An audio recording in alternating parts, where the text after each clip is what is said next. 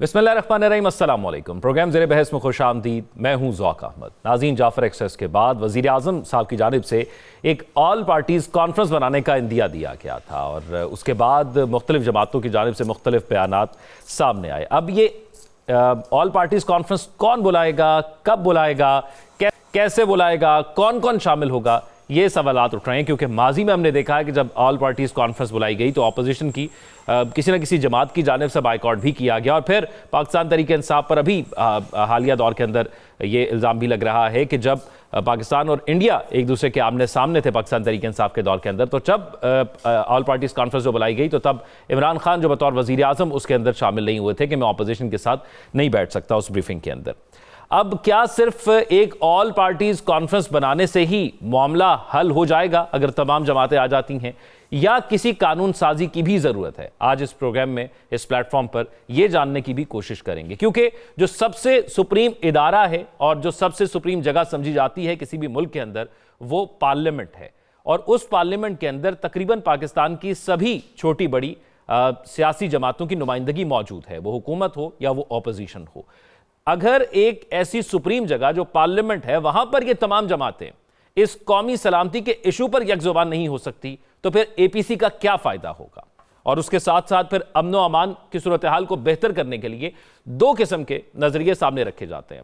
दो सूबे जहां पर ज्यादा मसला है अमन व अमान का, या तकरीबन वहां पर ही मसला है, बाकी सूबों के अंदर अमन व अमान का मसला ठीक है, एक बलूचिस्तान और एक खैबर पख्तूनख्वा। बलूचिस्तान के हवाले से अब ये जो हालिया दिनों के अंदर वाकया पेश आया, तो कहा गया कि वहां पर आवाम की नुमाइंदा हुकूमत इल्जाम लगाया कि नहीं है, जिसकी वजह से वहां पर अमन व अमान का मामला हल नहीं हो रहा। तो दूसरी जानिब खैबर पख्तूनख्वा के अंदर तो अवाम की नुमाइंदा हुकूमत है, तीसरा टेन्योर है उस हुकूमत का लगातार, और ये जो सिक्योरिटी का मामला है ये सूबाई मामला है, तो क्यों वहां पर हल नहीं हुआ? क्या हम मामले की जड़ तक नहीं पहुंच पा रहे या मामले को एड्रेस नहीं कर पा रहे? क्योंकि विफाक और सूबा भी एक पेज पर नजर नहीं आता। बॉर्डर विफाक के पास होता है, सूबे की सिक्योरिटी सूबाई हुकूमत के पास होती है। तो बहुत सी उलझने मौजूद हैं जिनको सुलझाए बगैर ये मुमकिन नहीं हो पाएगा जो अमन का ख्वाब हम देख रहे हैं। तो ये कैसे मुमकिन हो पाएगा, इस पर बात करते हैं। हमारे साथ प्रोग्राम में मौजूद हैं नजम साहब, साकिब रशीद साहब और पीजे मीर साहब। तीनों मेहमानों का बहुत शुक्रिया। नजम साकिब साहब, स्टार्टिंग विद यू, ये फरमाइएगा, ये ऑल पार्टीज कॉन्फ्रेंस का एक इंदिया दिया गया था, क्या ये हो भी पाएगी और क्या इससे मसाइल हल भी हो जाएंगे? सवाल यह है कि वज़ीर आज़म साहब ने फरमाया कि कौमी यकजहती की इस वक्त बड़ी सख्त ज़रूरत है। ये यकजहती क्या चीज़ होती है और ये कैसे आएगी, कौन लेके आएगा? बहुत सारे सवाल हैं। थोड़ी देर के लिए ज़रा तसव्वुर में लाइए कि एक बड़ा सा हॉल है और उसमें ये एपीसी हो रही है जी, और ये असद कैसर साहब भी बैठे हैं, गौहर नायाब भी हैं और साथ एक दो और पीटीआई के लोग भी हैं, बाकी सारी अपोजिशन की पार्टियां हैं, नून लीग के बड़े बड़े जगादरी जो सियासतदान हैं वो बैठे हैं, पीपल्स पार्टी भी है, एमक्यूएम भी है, बाप भी है, ये सारी पार्टीज बैठी हुई हैं और इंतज़ार हो रहा है कि प्रोडक्शन ऑर्डर आए हैं इमरान खान के, तो वो तशरीफ़ ला रहे हैं, वो भी आएंगे। आप ये तसव्वुर भी ला सकते हैं ये चीज़? अच्छा, तो एक चीज जो तसव्वुर में नहीं लाई जा सकती उस पर क्या बात करनी है आपने कि ये एपीसी होगी? अच्छा, ये तो हो गया एक पहलू इसका। दूसरा पहलू ये है कि जब ऑल पार्टीज की बात आती है तो इसका मतलब होता है ऑल पार्टीज, सारी की सारी पार्टीज। सारी की सारी पार्टीज का मतमे नजर इस वक्त क्या है? सारी की सारी पार्टियों का क्या एक ही यानी एजेंडा है कि दहशतगर्दी के खिलाफ जो है वो काम करना है, या नेशनल एक्शन प्लान जो है वो 2 लेके आना है, या कौमी यकजहती? उधर 9 मई की खखेड़ पड़ी हुई है, उधर खान की रिहाई के मसले पड़े हुए हैं, उधर वो अभी तो आपकी जिस पार्लियामेंट का जिक्र कर रहे थे, पार्लियामेंट तो पूरी ही नहीं है, सेनेट की सीटें नहीं है, रिजर्व सीटों का अभी तक मसला पड़ा हुआ है, सुप्रीम कोर्ट के अहकामात पड़े हैं। तो मुझे ये बताइएगा कि इस सूरत हाल में एपीसी अगर हो भी जाती है, मैं ये क्यों कह रहा हूं कि हो भी जाती है, क्योंकि इन्हीं आंखों ने थोड़ी देर पहले देखा कि 26वीं तरमीम जो है वो ऐसे ऐसे ऐसे करके हो जाती है, तो ये एपीसी भी हो जाएगी। क्या इसमें से कोई ऐसी चीज निकलेगी जिसका कौम के साथ या मुल्क के साथ या अवाम के साथ या दहशतगर्दी के खिलाफ कोई चीज निकलेगी? हमारा तज्जिया ये कहता है कि ऐसा मुमकिन नहीं है। एपीसी के लिए तो भी बात हुई है ना। होना क्या चाहिए? होना यह चाहिए कि हमारे सियासतदानों को मिन हैसुल सियासत उनको एक चीज की डिस्टिंक्शन करनी बड़ी जरूरी है, वो चाहे हुकूमत में है चाहे अपोजिशन में है, कि देखिए सियासत एक और चीज है, रियासत एक और चीज है। हुकूमत एक अलहदा से खखेड़ है, लेकिन उसमें जब पाकिस्तान का नाम आता है तो सबको एक होना चाहिए। यह एक बड़ी अजीबोगरीब सी बात है कि इतनी बेसिक सी बात जो एफए का फिर ये जो एक आपने पहले कहा कि एक खदशा आपने जाहिर किया कि जब इमरान खान नहीं आ सकता और एक ऐसा पॉइंट मौजूद है जो मेल्ट ही नहीं हो रहा ऑपोजिशन और हुकूमत के दरमियान, और ये मामला भी आगे लेकर चलना है, उनको ऑन बोर्ड भी लेना है ऑपोजिशन को, तो फिर ये कैसे हो पाएगा? देखिए प्रेशर इस वक्त पीटीआई पे होगा। वो कहते हैं ना, मैं तो कंबल को छोड़ता हूं, कंबल मुझे नहीं छोड़ता।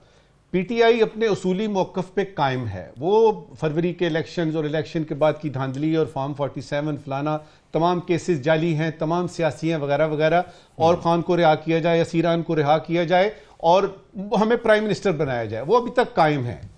लेकिन इस मौके पे अगर नेशनल इलेक्शन 2 की बात हो रही है या ये बात हो रही है कि एपीसी बुलाई जाए, तो प्रेशर पीटीआई पे होगा कि उधर जाना भी लग रहा है कि जरूरी है, और जाके करेंगे क्या। और अभी ये जो मुज़ाकरात खेले थे हमने, इसका क्या नतीजा निकला था? तो ओवरऑल अगर आप सिचुएशन ज़ौक मुझसे पूछते हैं तो हमारा तज्जिया ये कहता है, पहले तो ये बता दूं कि शायर का तज्जिया क्या कहता है जी। शायर कहता है कि दिलों की रंजिशें बढ़ती रहेंगी, दिलों की रंजिशें बढ़ती रहेंगी अगर कुछ मशवरे बाहम ना होंगे। आपने कुछ मशवरे करने हैं, को थोड़ी हकीकत पसंदी का सबूत देना है कि अब ये बातें छोड़ देनी चाहिए ना, अब हकीकत को हकीकत तस्लीम करें। इस एपीसी को होना चाहिए और इसके मुस्बत नतीजे निकलने चाहिए, क्योंकि रियासत सबसे पहले है। ये हुकूमत वगैरह तो आती जाती रहती है। ठीक है साकिब बशीर साहब, अब क्योंकि एक इंडिया एपीसी का आ गया, एक ऑपोजिशन की जानिब से भी कहा जा रहा था कि कोई मेल मुलाकातों का सिलसिला होगा, कुछ हम ईद के बाद कोई एहतजाजी तहरीक चलाएंगे। अब एक तो बताइएगा उसका क्या स्टेटस है, और फिर एक तरफ एपीसी अगर बुलाई जाती है और एक तरफ एहतजाज की कॉल दी जाती है, तो क्या ज़्यादा मौसर होगा, कौन सी चीज़ ज़्यादा कामयाब हो जाएगी? मेरा ख्याल है दोनों अलग अलग ये चीज़ें हैं। जिस तरह हमने पीटीआई की जानिब से इस जो दहशतगर्द हमला हुआ इसके हवाले से जो उनके ऑफिशियल्स हैं, मतलब जो सेक्रेटरी जनरल हैं सलमान अकरम राजा, उनकी प्रेस टॉक देखी, फिर बैरिस्टर गोहर की आज की प्रेस टॉक देखी, तो उसमें वो दहशतगर्दी की मजम्मत भी कर रहे हैं और जो इदारे हैं, जो सिक्योरिटी के इदारे हैं, उनके साथ भी खड़े हैं। अब उनके जो एतराज़ात हैं वो एक अलग चीज़ है, लेकिन यह है कि एक जो यकजहती जिसको आप कहते हैं, ख़ास तौर पर जो सलमान अकरम राजा है, उन्होंने उन जो सोशल मीडिया अकाउंट्स से गैर जो है वो लाताल्लुकी का इज़हार किया, जिनमें इदारों पर या सिक्योरिटी के इदारों पर बेजा किस्म के इल्ज़ामात जो है वो लगाए गए। तो उन्होंने कहा कि पीटीआई का मौक़िफ़ वो है जो ऑफिशियल पीटीआई के हैंडल से या ऑफिशियल जो दे रहे हैं वो पीटीआई का जो है वो मौक़िफ़ है। अब जो आपने बात की कि दो चीज़ें चल रही हैं पैरेलल, एक एपीसी और एक जो अपोजिशन का इत्तेहाद है। अपोजिशन का इत्तेहाद इस वक्त जब हम बात कर रहे हैं तो जूं का तू ही है। वो मौलाना और पीटीआई के दरमियान कुछ चीज़ें तय होनी है, मौलाना के कुछ मुतालबात हैं, वो मुतालबात अभी जूं के तू हैं, और उसके पीछे वजूहात में एक वजह यह है कि इमरान खान साहब से मुस्तकिल मुलाकात नहीं हो पा रही पीटीआई वालों की। वो मंगल के दिन एक हफ्ते में मुलाकात होती है आधे घंटे की, तो उसमें इतने कोई इश्यूज होते हैं मेरे ख्याल में, तो वो सारे डिस्कस भी उस तरह जो है वो नहीं हो सकते। तो एक वजह यह भी है, और जो वो मामला आगे नहीं बढ़ पा रहा। इस वक्त जब हम बात कर रहे हैं तो मुझे ईद के बाद कोई अपोजिशन की जानिब से कोई बड़ा जो है वो एहतजाज, कोई जलसा, कोई चीज़ जो है वो नज़र नहीं आ रही। दूसरी जो एपीसी की आपने बात की, एपीसी के हवाले से कुछ चीज़ें बड़ी इंपॉर्टेंट हैं। बलोचिस्तान में दहशतगर्दी हो रही है, हम पिछले काफ़ी वक्त से देख रहे हैं, और अब तो मेरे ख्याल में अतमी जो मामला हुआ है इसको तो बिल्कुल भी आप इग्नोर नहीं कर सकते। और जो ख़ास तौर पर शनाख्ती कार्ड लेकर लोगों को उतार कर मासूम लोगों को जो टारगेट किया जाता है, इसको आप नज़रअंदाज नहीं कर सकते। तो जब नज़रअंदाज नहीं कर सकते तो दो तीन ऑप्शंस हैं। जो ऑल पार्टीज कॉन्फ्रेंस बुलाई जानी है, तो ऑल पार्टीज कॉन्फ्रेंस में तमाम पॉलिटिकल जमातों का होना इसलिए जरूरी है कि एक सूबे के हवाले से आपने एक फैसला करना है कि आप उसके हवाले से आप जो है वो क्या बातचीत का आप करेंगे, आप क्या उन लोगों को इंगेज करेंगे जो मिलिटेंट नहीं है, मतलब रियासत के खिलाफ उन्होंने जंग नहीं शुरू की हुई, कुछ ऐसे लोग भी वहां पे मौजूद हैं। और दूसरी बात यह है कि आपने क्या ऑपरेशन करना है। तो ये दो चीजें हैं मेरी नजर में इंपॉर्टेंट। इनमें से जो भी फैसला हो उसके फिर असरात आते हैं। माजी में आप देखें ना कि जो टीटीपी को यहां पे दोबारा सेटलमेंट उनकी थी, इस वक्त जब हम बात कर रहे हैं तो इस वक्त भी वो बहस मुबासा चल रहा है कि किसने इजाजत दी। पीटीआई पर यह एतराज आता है, पीटीआई के हवाले से यह बात की जाती है, तो उनके लोग कहते हैं कि hमारी हुकूमत ने कोई इजाजत नहीं दी थी, कोई फैसला नहीं हुआ था, सिर्फ कमेटी बनी थी। अब ये किसने इजाजत दी थी कि वो लोग यहां पे आए? ख्वाजा आसिफ साहब इस हवाले से बात करते हैं। तो इसलिए अच्छा, उस वक्त भी जो इन कैमरा ब्रीफिंग हुई थी पार्लियामेंट में, और उस वक्त पीटीआई के कुछ एमएनएस के हवाले से ये खबरें आई थी कि उनके खदशात थे कि इनको दोबारा सेटल ना किया जाए, और कुछ मतलब मुख्तलिफ किस्म की एक डिस्कशन थी, कोई हतमी फैसला नहीं हुआ था। तो अब ये वो मामला देखें ना, लेकिन इमरान खान पब्लिक के अंदर इस चीज को करते रहे हैं, मुल्क को नुकसान हो रहा है कि दहशतगर्दी हो रही है। तो इस वजह से इस वक्त भी बलोचिस्तान के हवाले से भी कौमी यकजहती जरूरी है और सियासी जमातों का इकट्ठा होना जरूरी है। और एपीसी में पीटीआई अगर नहीं होगी तो वो यकजहती, उसको नुकसान होगा। तो इसलिए मेरा यह ख्याल है कि जब कल की आपने जो प्रेस कॉन्फ्रेंस थी उसमें भी आपने देखा, पीटीआई की जानिब से भी आपने देखा कि वो लाताल्लुकी का इजहार कर रहे हैं उन अकाउंट से। अब हुकूमत की ये जिम्मेदारी बनती है कि वो पीटीआई को किसी ना किसी तरह एंगेज करे। चले वो जो मुतालबा कर रहे हैं उनको उसको देखें, अगर वो पूरा कर सकते हैं, अगर एड्रेस किया जा सकता है। पीजे मीर साहब ये फरमाइएगा, अल्टीमेटली आपने जो फैसला आपका तब ही होगा जब आप मुत्तहिद होंगे और यकजहती के साथ कोई फैसला जो है एपीसी में किया जाएगा। अच्छा पीजे मीर साहब ये फरमाइएगा, अब हमारी ख्वाहिश तो है कि ये ऑल पार्टीज कॉन्फ्रेंस हो ताकि तमाम पार्टीज यहां पर बैठें, लेकिन आपको क्या लगता है कि वो कौन से अहम फैसले होने चाहिए या अहम कानून साजी जिसकी तरफ आप चाहते हैं कि ये हो जाए तो इससे ये अमन व अमान का मसला हल हो सकता है? क्योंकि गुज़िश्ता 2 दिनों से सोशल मीडिया पर कुछ लोगों की जान से बड़ी खौफ की फिजा फैलाई गई है कि पता नहीं आने वाले दिनों में क्या होने जा रहा है। हम उसको कंडेम भी करते हैं कि जो खौफ की फिजा कुछ लोगों की तरफ जाने से फैलाई गई है, लेकिन अमन व अमान को कायम करने के लिए आपको क्या लगता है क्या कानून साजी होनी चाहिए? सबसे पहले तो ये जो बिजली वाले ना, इनको तो पकड़ के अंदर कहीं फेंकें। ये प्रोग्राम होते हैं, इनकी बिजली चली जाती है, मर्जी से बिजली ले आते हैं। बड़ा गलत कर दिया है आपके देश को और बापडा। इस पे बात करते हैं। क्वेश्चन है जो आपने भी क्वेश्चन किया है, मैं आपको एक चीज बताऊं कि एपीसी की कोई जरूरत नहीं है। ये जो गवर्नमेंट है, ये अपने आप को अगर गवर्नमेंट कहती है तो अपनी रेट दिखाए। आपकी रिस्पॉन्सिबिलिटी है।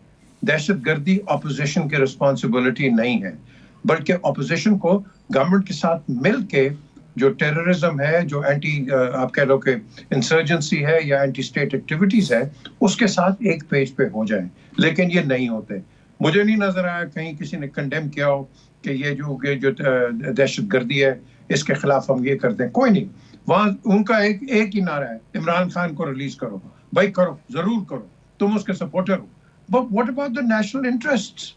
इसके मुतालिक भी तो कोई बात करो ना भाई। If you are in the opposition, आप गवर्नमेंट इन वेटिंग है, तो कुछ लोगों को बताएं, हुकूमत को बताएं, अवाम को बताएं कि अगर आप आते हैं आप करेंगे क्या। आप तो सिर्फ एक चीज बता रहे हैं, इमरान को रिलीज करो। और भाई करो, ये तुम्हारा मसला है, कोर्ट्स का मसला है, अवाम का मसला नहीं है। ये अवाम बिल्कुल डिसअपॉइंटेड है कि हाँ भाई उनका एक पॉपुलर लीडर अंदर है, फाइन, बट ये कोर्ट्स डिसाइड करेंगे कि गवर्नमेंट्स नहीं करेंगी। That is i.e. कि या तो आपका बनाना गवर्नमेंट है, या ये इस तरह की फ्लाई बाय नाइट गवर्नमेंट है, या आपका एक सिस्टम है। तो सिस्टम है तो courts will have to be followed. एक दूसरी चीज, अभी एक ये आया स्टेटमेंट, जब ये बात कर रहे थे मेरे भाई ये ख्वाजा आसिफ की, कि general Faiz, general Chishti, general Faiz और जनरल बाजवा और इमरान खान, इनकी बिल्कुल मीटिंग हुई थी, लेकिन इन्होंने डिसाइड ये किया था, ये मैं ऑन रिकॉर्ड कह रहा हूँ, डिसाइड ये हुआ था कि जो दहशतगर्द है उनको तो आप जगह नहीं देंगे, लेकिन जो वैसे ही फंसे हुए हैं उनको रिहैबिलिटेट करेंगे। लेकिन इन द मीन टाइम इनकी गवर्नमेंट ही उड़ गई। So basically it never materialised. ये जो स्टेटमेंट दे रहे हैं इट्स मैं नाम नहीं ले सकता हूं मैं, लेकिन one of the participants told me कि ये कंकॉक्टेड स्टोरी है, एंड जब टाइम आएगा वो भी बात कर लेंगे, बट इट नेवर हैपेंड। अच्छा बीजेपी साहब, एक चीज बताइएगा यहाँ पे कि आपने कहा कि पीटीआई का एक ही मसला है कि वो कहते हैं इमरान खान को बाहर निकाले। हुकूमत इस दहशतगर्दी के मसले पर भी हर चीज का ब्लेम इमरान खान पर दे रही है। आप इमरान खान को गए हुए भी और इस पॉलिसी को गए हुए भी, जो आपने तारीख बताई 2021, बड़ा लंबा अरसा गुजर गया, तो अब तक तो हुकूमत को हर चीज ऑन करनी चाहिए। देखें, ये जो भी हुकूमत होती है, पिछली हुकूमत किसकी थी? पीटीआई की। सारा मलबा उन्होंने इन पे डाला था, पीटीआई पीएमएलएन पे या पीपल्स पार्टी पे। आज ये है, ये सारा मलबा उस पे डालते हैं। ये एक स्टैंडर्ड एसओपी है। आज देखते नहीं है ट्रंप क्या कर रहा है, हर चीज बाइडेन पे डाल दी। और भाई तुम हमें बताओ तुमने क्या करना है। द क्वेश्चन इज, ये ब्लेम गेम चलती रहती है। I wouldn't take any notice. ये वही है ना, हम पेट फाड़ देंगे, ये कर देंगे, आज आप साथ बैठे हुए। तो ये पॉलिटिकल गिमिक्री होती है। I wouldn't take anything serious on that. The question is कि आपको, मुझे और अवाम को सिर्फ ये चाहिए कि what are you going to do for us, simple as that. ये डे टू डे जो आए, जो भूखे मर रहे हैं, जिनके बच्चों को आपने तनख्वाहें, इतनी महंगी तालीमें दी हैं, इनके बच्चे जा रहे हैं, फीसें देखी हैं। Has anybody talked about the fees कि इतनी 50-60 हज़ार रुपया, मुझे बताओ ये कर रहे हैं? आपके स्कूल्स को देखो, आम बच्चा जा सकता है स्कूल के अंदर? Is anybody talking about it? साफ पानी आपको मिल रहा है, एनवायरनमेंट का आप ख्याल कर रहे हैं? ये चीजें हैं जो कि अवाम को अफेक्ट करती हैं। अभी अच्छी चीज है इस्लामाबाद में, मुझे बड़ा अच्छा लगा है कि इन्होंने 26-27 ये जो मैजिस्ट्रेट्स आए, इन्होंने छापे मारे और कंट्रोल किए। ये जो माइक्रो मैनेजमेंट है, हमारी माइक्रो मैनेजमेंट नहीं है। We've got to start working on it कि एक आदमी जो है, it doesn't matter, गंदी शलवार कमीज या साफ शलवार कमीज, they are being looked after। तो उसमें हम बात नहीं है। आप जो भी पॉलिटिकल कॉन्वर्सेशन टॉक ले लें, पॉलिटिकल सर्वाइवल की बात हो रही है of the political parties, and there is no survival of the man on the street. This is your national agenda, national character। अब नेशनल एजेंडे में ये भी तो बात हो रही है ना कि अब क्या उनसे बात करनी चाहिए, या जिन लोगों ने बंदूक उठाई हुई है उनसे अब बात करने की कोई गुंजाइश नहीं है? जिस तरह कहा गया कि अब गेम के रूल चेंज हो गए हैं।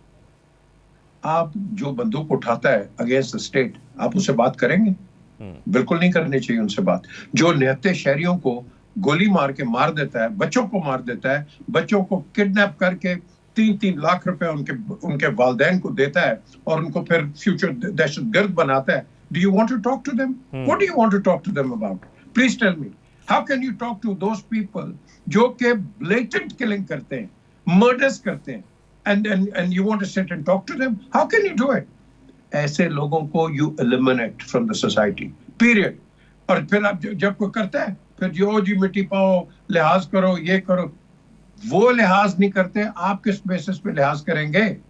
वो तो आपकी एक्सटर्मिनेशन चाहते हैं और आप कहते हैं, उनको रीअफर्मेशन देते हैं कि हाँ हम आपसे बात करेंगे। स्वात का देखा था आपने, सीजफायर हुई थी। ये तो general Haroon Aslam, who was the commanding officer, अगर इन्होंने एक्शन ना लिया होता वो तो दोबारा आ गए थे आपके पास, इधर पहुंच गए थे, मरगला हिल्स के आने के उसके चक्रों में थे।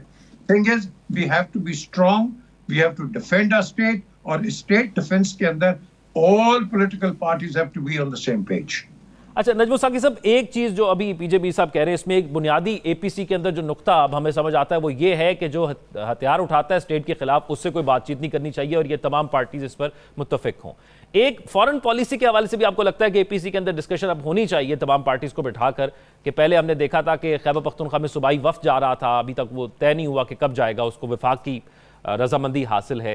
कि हम बार बार कहते हैं कि अफगानिस्तान से हो रहा है, राब्ते वहां से हैं, तो अब कोई पॉलिसी के अंदर ऐसा शिफ्ट आना चाहिए जिसका हमें कोई फायदा भी नजर आए।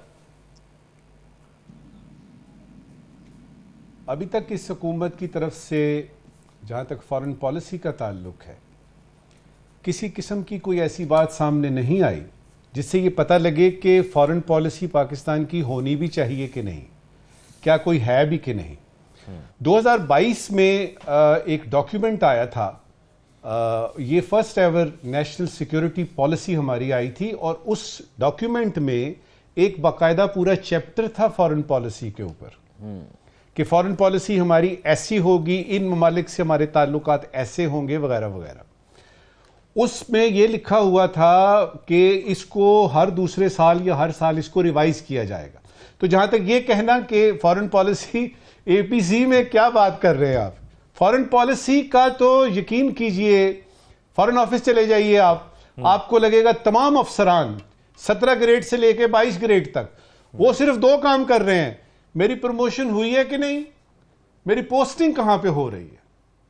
वो लोग जिन्होंने आपकी फॉरेन पॉलिसी चलानी है, जिन्होंने इंप्लीमेंट करनी है, फिर आप चले जाइए यानी एम्बेसीज में, उनको पैसे नहीं पहुंच रहे ठीक तरह से, उनकी तनख्वाहों के मसले पड़े हुए हैं, और आप कह रहे जी फॉरेन पॉलिसी।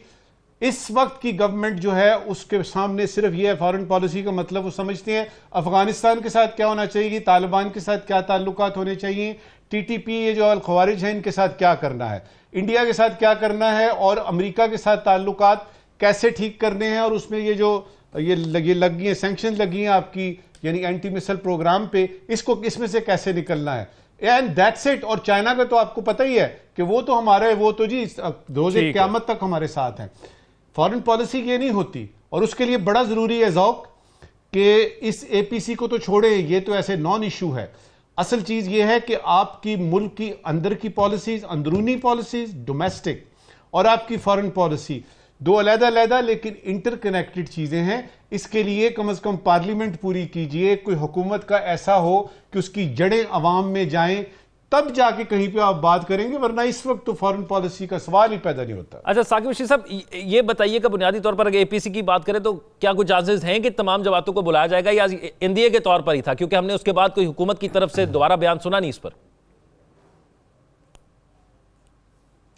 नहीं, एक तो तमाम जमातों को बुलाने के हवाले से तो तय है कि सबको बुलाया जाएगा और सब आ भी जाएंगी, मसला वही पीटीआई का ही है। तो फिर क्या हुकूमत ने यह सोचा कि कोई ऐसी जमात एपीसी बुला ले, पीपल्स पार्टी बुला ले, जहां पर सारे लोग आ जाएं, अगर नून लीग बुलाती है या हुकूमत बुलाती है, या मौलाना साहब बुला लें जहां पर सारी जमातें आ जाएं, कोई ऐसा भी कोई चीज ज़ेरे गौर है?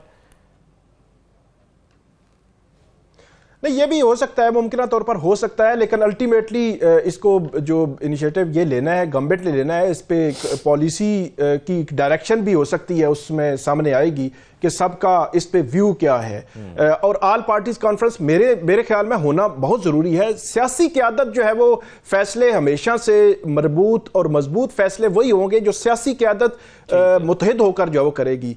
और इस एपीसी में वो पीपल्स पार्टी बुलाए, मौलाना बुलाए या कोई गवर्नमेंट बुलाए, उसमें ये चीज़ें आ सकती हैं और डिस्कशन होनी चाहिए। 2014 में डिस्कशन हुई थी, 2014 में वो 126 दिन का धरना ख़त्म किया, इमरान खान ने जाके बैठ गए नवाज शरीफ साहब के साथ, उस वक्त के वज़ीर आज़म के साथ बैठे, नेशनल एक्शन प्लान बना, नेशनल एक्शन प्लान पे शुरू में बहुत ज़बरदस्त तरीके से अमल भी हुआ।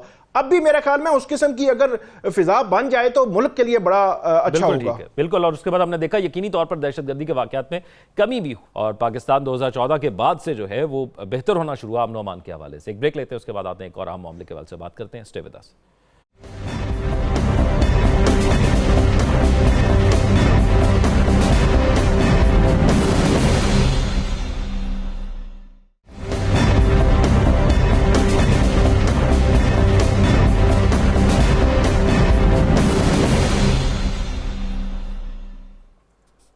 नाज़रीन, ब्रेक के बाद खुश आमदीद। IMF का वफ़द 2 हफ्ते पाकिस्तान में रुका, और पाकिस्तान में जो पहली किस्त दी गई थी और फिर उसका फर्स्ट रिव्यू और सेकंड इंस्टॉलमेंट के हवाले से उनके साथ बातचीत हुई, मुख्तलिफ मीटिंग्स हुई, रिव्यूज़ हुए, प्लान्स पेश किए गए हैं।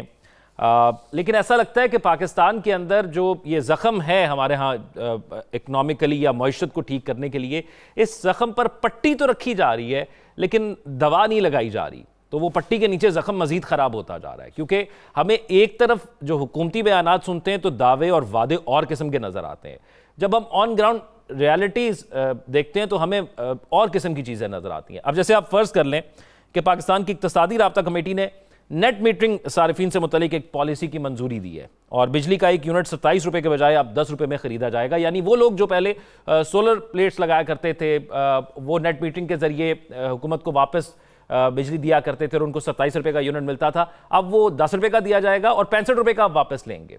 तो एक ग्रीन पाकिस्तान का इनिशिएटिव पाकिस्तान ने लिया था, पाकिस्तान की हुकूमत ने, और उसमें ये एक अहम चीज़ थी कि लोग ज़्यादा से ज़्यादा सोलर पैनल्स लगाएं ताकि माहौलियात में बेहतरी आए।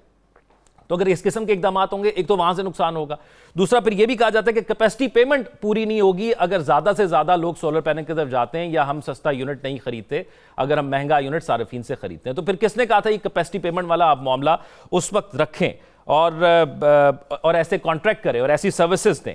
अब इसके अंदर एक और चीज ये भी है कि हम ये कहते हैं कि अपनी इकोनॉमी को बेहतर करने के लिए हमने एक्सपोर्ट्स करनी है, तो एक्सपोर्ट करने के लिए तो आपके जो साथ की कंट्रीज हैं वहां पर बिजली आपसे सस्ती है, तो अगर आप अपने यहाँ ऐसी बिजली या ऐसी सहूलियात नहीं देंगे तो आप कैसे कंपीट कर पाएंगे? हम इन पॉलिसीज को रिव्यू नहीं करते। हम जब भी सुनते हैं ये कहते हैं कि टैक्स बढ़ा दो, सिर्फ हमारा एक ही चीज पर जोर है कि टैक्स बढ़ा दो, और वो बढ़ना भी चाहिए, लेकिन वो बढ़ना इक्वली चाहिए। मेरे आप जैसे वो लोग जो तनख्वाहदार हैं या जो जॉब करते हैं उन पर तो टैक्स हम देखते हैं कि वो ऑटोमेटिकली आता है, फॉल करता है, लेकिन हमने ये नहीं सुना कि अगर दुकानदारों के वजह से कोई पॉलिसी बनाई गई तो वहां पर कोई बहुत बड़ी कामयाबी मिली हो।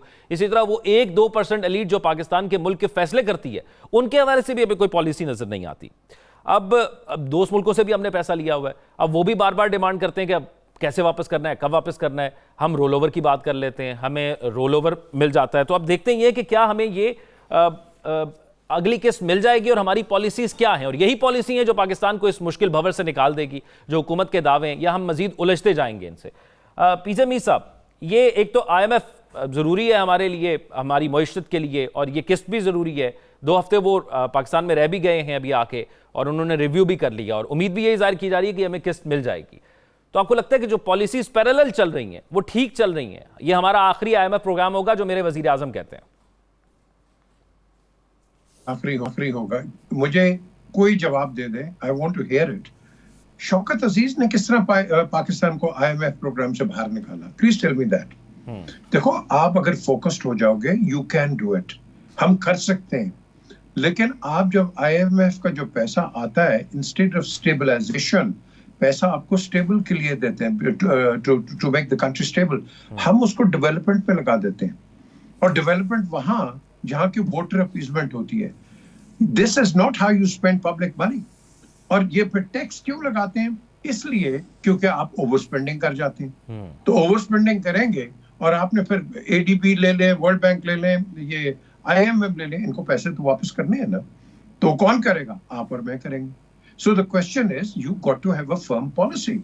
तो फर्म पॉलिसी जब तक आप एमिरेट नहीं करेंगे, हम इसी, वो कहते हैं ना, what goes around comes around circle में रहेंगे। अभी आपको $2 बिलियन मिला, मुझे बता दें कि हैज द गवर्नमेंट अनाउंस्ड कि what will they do with the $2 billion? ये कहां इस्तेमाल करेंगे, and what will be the return of the $2 billion without taxing the people of Pakistan? ये क्वेश्चन आएगा, और आना चाहिए, क्योंकि देखो ना, जितना लोन कोई लेगा वो आपके और मेरे पर, आवाम के ऊपर एक ट्रिकल डाउन इफेक्ट। हमें तो पीछे साहब यही समझ आता है, जो पैसा हम उधार पे लेते हैं वो हम उधार वापस करने पे लगा देते हैं, मुल्क की बेहतरी के लिए तो कुछ नहीं लगता। आज तक तो यही हो रहा है। बिल्कुल आपने सही कहा, आप उधार पे लगा देते हैं, और उधार पे जब आप लगा देते हैं तो पैसा कहीं से तो आता है ना, वो आपके और मेरे टैक्सेशन से आता है। फिर टैक्स बढ़ते हैं, लोगों की चीखें निकलती हैं, और फिर आपका क्या होता है, इवेंचुअली आपकी जो SMEs हैं ये बिल्कुल शट डाउन हो जाती हैं। किसी ने सोचा है भाई, माना कि चाइना हमारा बड़ा अच्छा दोस्त है, आपने कॉटेज इंडस्ट्री की ऐसी की तैसी कर दी है, छोटी छोटी पेंसिलें, आप शूज और ये वो आप चाइना से इंपोर्ट करते हैं। क्या आपको कोई तकलीफ होती है चाइना को कहते हुए कि आप अपने यूनिट पाकिस्तान में लगाएं? क्यों नहीं भाई, गवादर में लगाओ। हम जो बलूचिस्तान की बड़ी बातें करते हैं, इंडस्ट्री जो चाइना की है, आप इधर गवादर में, बलूचिस्तान में लगाओ, क्यों नहीं लगाते हो? हर चीज हो सकती है, proviso we think in a bigger picture। हम बिगर पिक्चर पे नहीं है। मैं आज आपको क्लियरली बताता हूं कि जो भी पॉलिसी आती है, जो भी गवर्नमेंट आती है, वो इलेक्टोरेट अपीजमेंट पे आती है। आज आपकी कितनी ट्रैफिक वायलेशंस होती हैं मुझे बता दें। किसी ने पकड़ा किसी को? 500 रुपया, 250 रुपया। और भाई जब तक तुम बढ़ाओगे नहीं, ये लोग इसी तरह करेंगे। So we are on the verge of a disaster।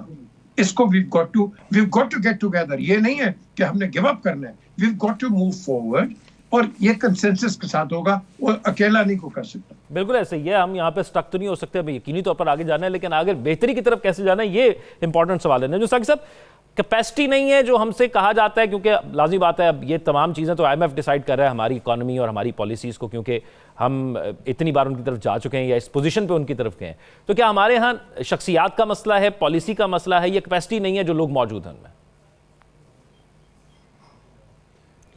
हमारे यहाँ ये सारे मसाइल बदरजा या तम मौजूद हैं। ठीक है। मसाइल का होना इसका ये मतलब नहीं होता कि खुदा न खास्ता कोई हमारा पहला और आखिरी मुल्क है जिसमें किस तरह के मसाइल हैं। असल चीज़ ये है कि उनको आपने एड्रेस करना होता है, उसके जवाब ढूंढने होते हैं। अब ये कह देना कि जी यकजहती होनी चाहिए, IMF का आखिरी प्रोग्राम होगा, तरक्की शुरू हो गई है, फलाना कर देंगे, ये सियासी स्टेटमेंट्स हैं। एक्चुअली क्या हो रहा है, तो यहाँ पे आपको एक खुशी की खबर सुनाते हैं और एक बड़े ही अंदोहनाक किस्म की जो खबर है ना वो भी सुनाते हैं। पहले तो खुशी की खबर। बिल्कुल। देखिए, ये जो नेथन पोर्टर साहब आए थे ना अपनी टीम के साथ, 2-2.5 हफ्ते रह के गए हैं, इन्होंने किसी किस्म की कोई एडिशनल जो है वो कंडीशन नहीं लगाई। खुशी की पहली बात की पहली कड़ी, $7 बिलियन का जो हुआ था उसमें $1.1 बिलियन एग्जीक्यूटिव बोर्ड IMF का जो है वो कह रहे हैं कि जी ये इसका इजलास होगा तो अगले महीने के पहले हफ्ते तक ये आपको पैसे मिल जाएंगे, यानी ईदी मिल जाएगी, पैसे मिल जाएंगे। ये तो होगी खुशी की बात। जी बिल्कुल मिलेगी, बिल्कुल मिलेगी, क्योंकि वो बड़े खुश गए हैं यहां से। अब वो अंदर बैठ के क्या बातें होती हैं वो, मैं जब IMF की यानी वो जो आपकी बड़ी यानी अपर एशेलॉन है वो मैनेजमेंट में उनको सुनता हूं यूट्यूब पे या किसी और जगह पे, तो वो कह रहे होते हैं जी सब्सिडीज जो है ना ये पाकिस्तान ने जब तक खत्म ना की तब तक जो है ना वो हम ये नहीं करेंगे, जब तक टैक्स नेट बढ़ाया नहीं जाएगा, GDP रेशो फलाना ये नहीं होगा, हम नहीं करेंगे। अपने अखराजात अगर हुकूमत कम नहीं करेगी, अगला ट्रांस जो है वो हम ये कर देंगे, वो कर देंगे। फिर ये है कि ये जो SOEs हैं, जो आपकी स्टेट ओन्ड एंटरप्राइजेज हैं, ये खसारे में जा रही हैं। निजकारी जब तक नहीं होगी है।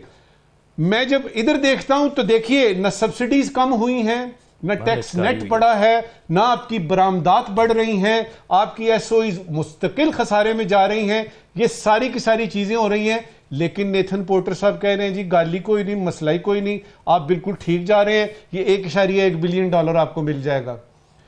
इस वक्त देखना यह है कि सारे के सारे सवालात वहीं पे हैं। ये आपको ट्रांश पूरी हो जाएगी, 7 बिलियन आपको वक्फों से पूरे कर देंगे वो, उसके बाद क्या करेंगे? सारे सवालात वही हैं और उसमें जो बुनियादी सवाल है वो वहां पे ये है कि हम ये सिर्फ बातें ही कब तक करते रहेंगे। और जहां तक सियासी गैर यकीनी और बेयकीनी की सूरत हाल है, जहां तक 8 फरवरी के इलेक्शन से लेके अब तक इस हुकूमत का या अपोजिशन की सूरत हाल है, अगर ये ऐसी ही रही तो ये IMF का प्रोग्राम आप कह रहे हैं आखिरी होगा। आप बस फिर इंतजार कीजिए, IMF के ये नेथन पोर्टर साहब गाहे बगाहे आते रहेंगे, बरस गुजर जाएंगे, जब तक हमारी आंखें नहीं खुलेंगी और हमें सामने नजर नहीं आएगा कि ये जो खाई हमारे सामने है ये हमने खुद बनाई हुई है, इसको पाटेंगे तो कुछ काम बनेगा। साकिब बशीर साहब, क्योंकि जो मौजूदा गवर्नमेंट है वो ये दावा करती है कि जब नवाज शरीफ साहब वज़ीर आज़म थे तो उन्होंने IMF को खैराबाद कह दिया था, ये तो फिर इमरान खान आए तो फिर दोबारा से हम मईशत में इस जगह पहुंच गए।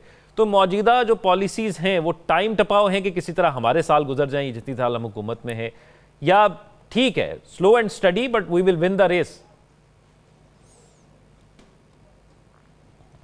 नहीं, इसका जो जब हमारी जमहूरियत मजबूत होगी, हुकूमतें एक कंटिन्यूटी होगी जमहूरियत में, और जो जमहूरी हुकूमत होगी वो अपने 5 साल पूरे करेगी, तो मेरा ख्याल है उसके असरात हमें जो है वो माशी लिहाज से नज़र आएंगे।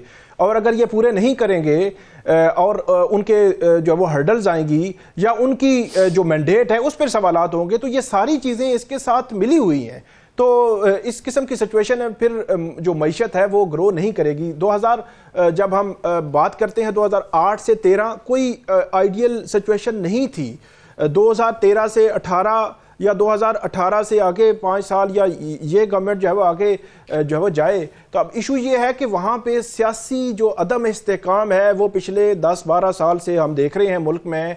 और उसके असरात यही थे कि जब नवाज शरीफ साहब थे तो उन्होंने कहा कि हमने जब वो IMF से हम जब वो निकल आए, लेकिन वो फिर घर चले गए। फिर उसके बाद जो हुआ सबको पता है तो इसका बिल्कुल वो लिंक होता है। तो यही वजह है कि पिछले 2, 2.5, 3 साल से हम देख रहे हैं कि ये गवर्नमेंट आई हुई है, ये IMF के पास गए हुए हैं, ये अपनी जो इकोनॉमी को स्टेबल करने की कोशिश कर रहे हैं, लेकिन आज भी ये जब बात करते हैं तो ये कहते हैं जी सारा किया धरा जो है वो पिछली गवर्नमेंट का था, जो 3.5 साल, हालांकि 3 साल इनको भी हो गए हैं। तो अभी जो रिसेंटली जो IMF का जो मिशन था, ये 24 फरवरी से 14 मार्च तक जो है वो रहा है, उसके हवाले से कल शाम को ये खबर आ रही थी जो वजारत खजाना के जराए हैं कि जो स्टाफ लेवल जो एग्रीमेंट है वो हो जाएगा। लेकिन जो IMF की जो प्रेस रिलीज आई है, जो वफद था, मिशन था यहाँ पे, उसमें ऐसा जो स्टाफ लेवल एग्रीमेंट जो था वो नहीं हुआ, और उसमें ये कहा गया है कि इसमें प्रोग्रेस है, जो यहाँ पे कंडीशंस थी पाकिस्तान ने उसमें प्रोग्रेस कुछ ना कुछ दिखाई है, लेकिन एग्रीमेंट ना होने की कोई वजह नहीं बताई गई। और अब वर्चुअली मतलब वो वहाँ पे बात होगी और मजीद जो है वो इस हवाले से डिस्कशंस होंगी, और उसके बाद फिर ये तय होगा कि कब जो है वो ये होना है। अभी कोई टाइम फ्रेम जो है वो इस हवाले से सामने नहीं आया। एक और बात ये है कि इसमें जो जायजा मिशन था, इसमें जो तमाम जो मिनिस्ट्री थी, फाइनेंस मिनिस्ट्री या बाकी जितने भी इदारे हैं, तमाम का उन्होंने विजिट किया है, उसको एनालाइज किया है। अब जो शॉर्टफॉल है वो 600 अरब का जो बताया जा रहा है कि टैक्स कलेक्शन के हवाले से, उसको कैसे मीट किया जाएगा और उसको कैसे जो है वो गवर्नमेंट को कुछ ना कुछ तो करना ही पड़ेगा। सारा वजन आप डाल रहे हैं आम लोगों पर। वो जो टैक्स का मामला है, वो तनख्वाहदार तबके से टैक्स लेने हो तो आप सारे टैक्स वहां से ले रहे हैं, आप ताजरों से तो टैक्स ले नहीं पा रहे, उसके हवाले से कोई पॉलिसी भी आप वजह नहीं कर रहे। तो ये सारा जितना भी महंगाई का, टैक्स कलेक्शन का, हर चीज का वजन आप आम आदमी पर डाल रहे हैं। और गवर्नमेंट क्या कर रही है? गवर्नमेंट अपने लिहाज से वो करती हुई नजर नहीं आती। ठीक है, क्योंकि काबीना में पहले जितने लोग थे वो ये सोच रहे थे कि इकोनॉमी, काबीना में जो पहले लोग थे वो ये सोच रहे थे कि ये कर्ज कैसे वापस करना है। तो आप लोगों को तनख्वाहों पे रखा गया है कि वो मजीद लोग सोचें कि ये कर्ज कैसे वापस करना है, ताकि ज्यादा लोगों में से शायद कोई एक बंदा ऐसी सजेशन दे दे जिससे हमें ये समझ आ जाए कि ये कैसे मुमकिन हो पाएगा। एक ब्रेक की तरफ चलते हैं, स्टे विद अस।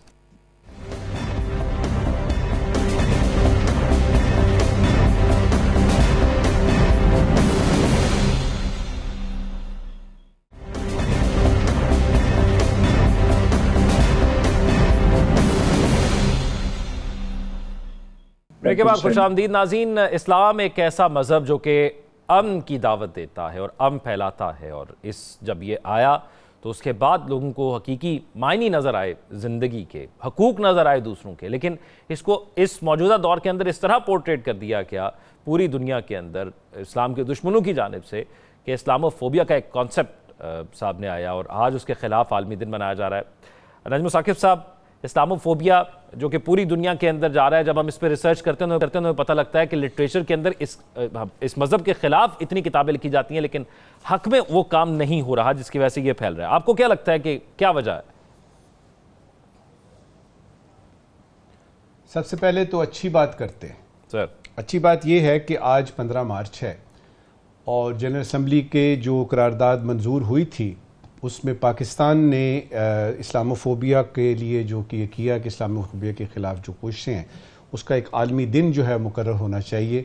तो OIC और उसके बाद पाकिस्तान ने इसको लीड किया, और आज से 3 साल पहले यानी जनरल असम्बली में ये करारदाद होती है मंजूर कि जी 15 मार्च को ये आलमी दिन मनाया जाएगा। ये तो हो गई अच्छी बात। इसकी डेवलपमेंट ये है कि चंद दिनों के बाद जो सेक्रेटरी जनरल हैं यूनाइटेड नेशंस के, उन्होंने अपना एक ऑनवॉय, एक तरह का सफ़ीर जो है वो मुकर्रर करना है, जो कि मुसलमान ममालिक के रिप्रेजेंटेटिव सफ़रा के साथ मिल के तो आइंदा का लाहे अमल बनाएंगे और ये बताएंगे कि इस्लामोफोबिया के ख़िलाफ़ किस किस तरीके से कौन कौन से इक़दामात लिए जा सकते हैं। ये तो हो गई अच्छी बात। अब आते हैं ज़रा मुश्किल सूरत हाल की तरफ। मुझे ये बताइएगा कि ये मुसलमान ममालिक ही क्यों मुसीबत में पड़े रहते हैं हर वक्त? बर्क गिरती है तो बेचारे मुसलमानों पर क्यों? इसका जवाब मैंने खुद ढूंढना है।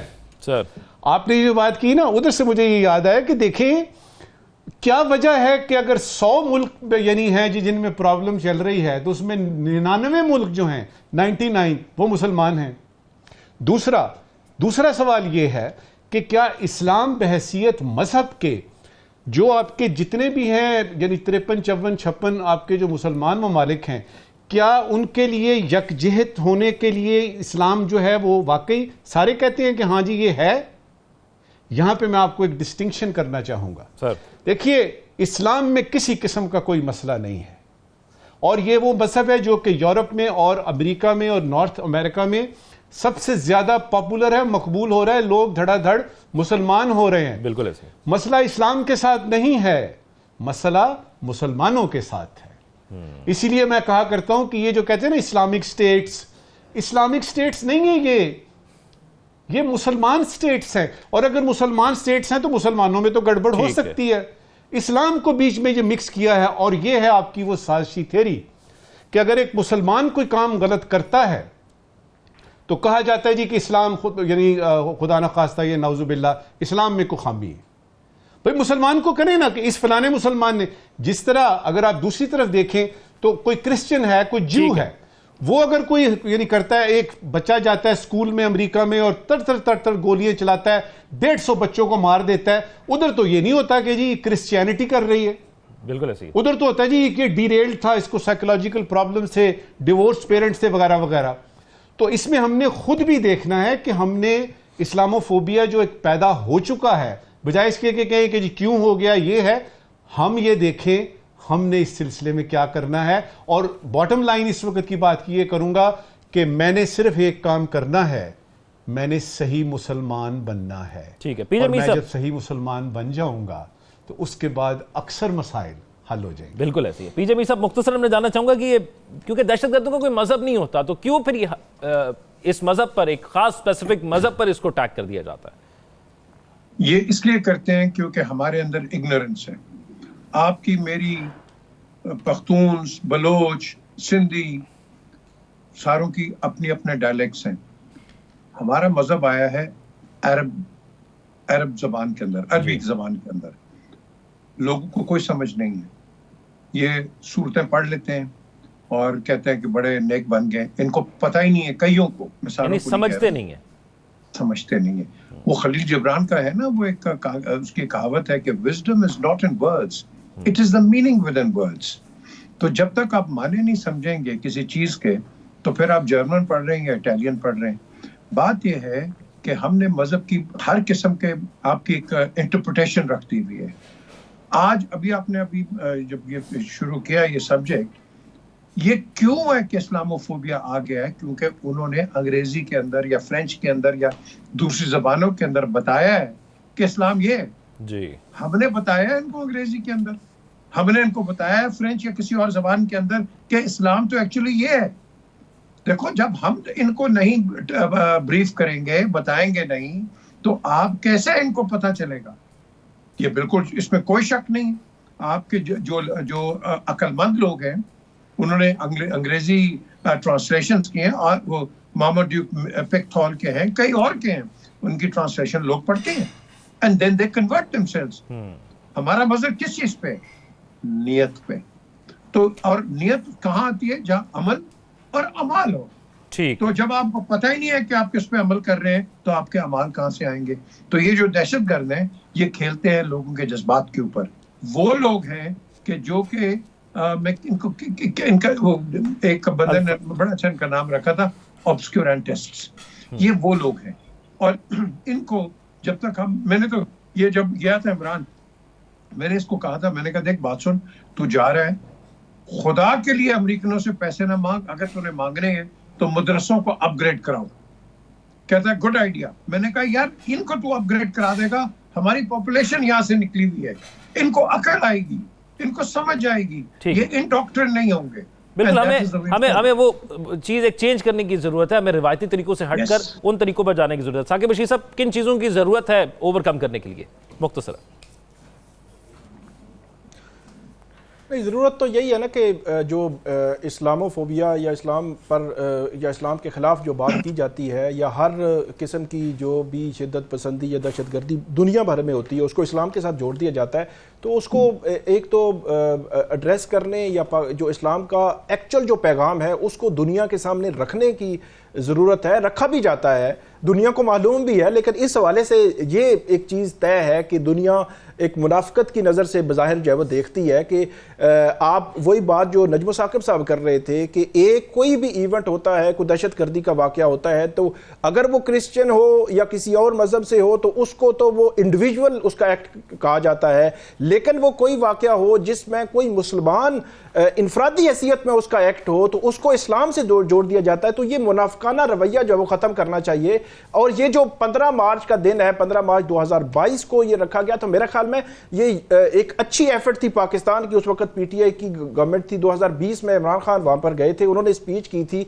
उसके बाद फिर यूएन ने 15 मार्च 2022 का ये दिन रखा। कम से कम इस दिन को जो मुसलमानों की सतह पर इस चीज़ को इस तरह उजागर किया जाना चाहिए ताकि जिस किस्म के इल्ज़ामात हम पे आते हैं उनको रोका जा सके। ठीक है, बीजेपी साहब आप कुछ कहना चाह रहे हैं? जी, मैं I just want to add, हमारे मीडिया को भी थोड़ी सी अकल आनी चाहिए कि अगर एक कोई चोर या कातिल या किसी को पकड़ते हो, ये मत कहो कि ये पीएमएलएन का है, पीटीआई का है या पीपल्स पार्टी। अ चोर, क्रिमिनल इज अ क्रिमिनल, हम उसको लेबल लगा देते हैं ये इस पार्टी का है। और भाई party is a separate thing. आपने इंडिविजुअल को पकड़ना है, जिस तरह हम बात कर रहे हैं, इस्लाम की बात कर रहे हैं, ये इंडिविजुअल एक्ट है, पार्टी का एक्ट नहीं होता ये। ठीक, नजम साकिब साहब आज के सवाल। एक ज़रूरी सवाल और एक गैर ज़रूरी सवाल। पहले ज़रूरी सवाल, खबर मिली है कि ग्रीन कार्ड होल्डर्स को अमेरिका से निकाला जा सकता है। ठीक है। ज़रूरी सवाल ये है कि वो तमाम पाकिस्तानी जो बड़े फ़ख्र से बताते थे कि उनके पास अमेरिका का ग्रीन कार्ड है, वापस आएंगे तो पाकिस्तान के ग्रीन इनिशिएटिव प्रोग्राम में हिस्सा लेंगे कि नहीं लेंगे? ठीक है। आज का गैर ज़रूरी सवाल, खबर मिली है कि काबीना में मज़ीद तोसी हुई है और एक साहब को वफाकी वज़ीर बराए तख़फ़ीफ़ गुर्बत, वफाकी वज़ीर बराए तख़फ़ीफ़ गुर्बत बनाया गया है। गैर ज़रूरी सवाल यह है कि किसकी गुर्बत में कमी होगी, मुतल्लका मिनिस्ट्री की या अवामुन्नास की? राइट। हमारे नाज़रीन सोशल मीडिया पर अपने फीडबैक से आगाह करेंगे। अपना ख्याल रखिएगा। अल्लाह हाफ़िज़।